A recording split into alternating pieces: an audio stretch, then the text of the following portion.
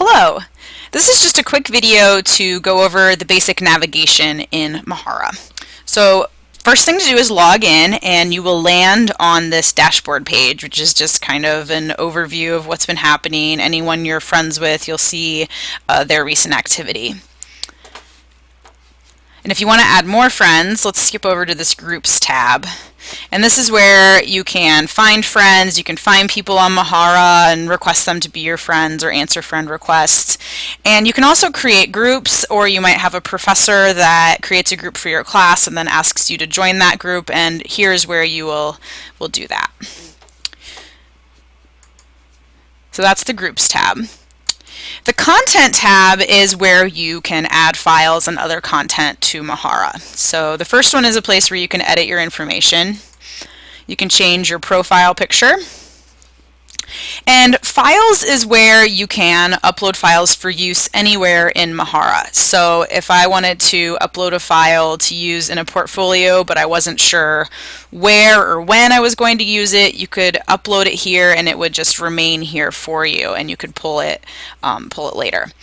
You might notice, even if you're logging into Mahara for the first time, that you have content here in the files, and that is because there are assignments that are set up in Moodle that will automatically move the assignment you've submitted into Mahara. So if your professor had some assignments set up that way, you might find that you already have some documents here available to you, for you to use. And so this again is kind of behind the scenes stuff. No one is going to see these documents until you put them on a portfolio. So let's take a look at how that works. So I'm going to click the Portfolio tab, and I'm going to click my first year experience portfolio. Any portfolios or pages you've created are going to be displayed here. And I'm going to edit this page by clicking in the top right. And so I want to add a document. So I'm going to use this here. This section here is where you can add things to your page. So I'm going to drag and drop this. And then here are all of those documents that were listed in the Content tab. And so I can just click this one and add it here, and now it is available publicly for anyone who can view that page. So again, in the Content section, that stuff is available only for you, but then you can pull it at any time and add it here to your page, and this is what's visible by other people. There's all of these other options for adding content. External content, you can put your resume up here.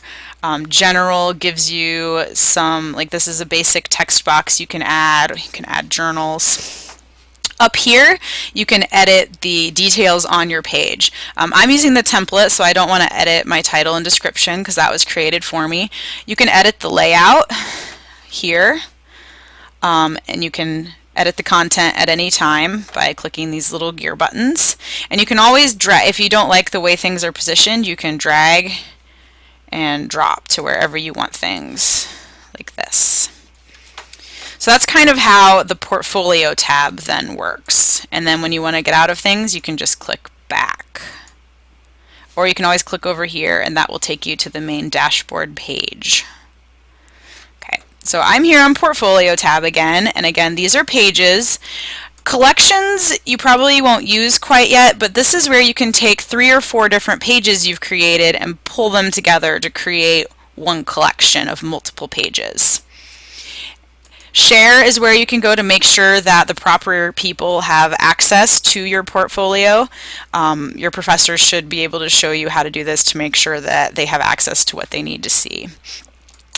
And then we'll go back here to the dashboard. So hopefully that helps you get a sense for kind of how these different tabs and features work together and helps you get started with your first portfolio.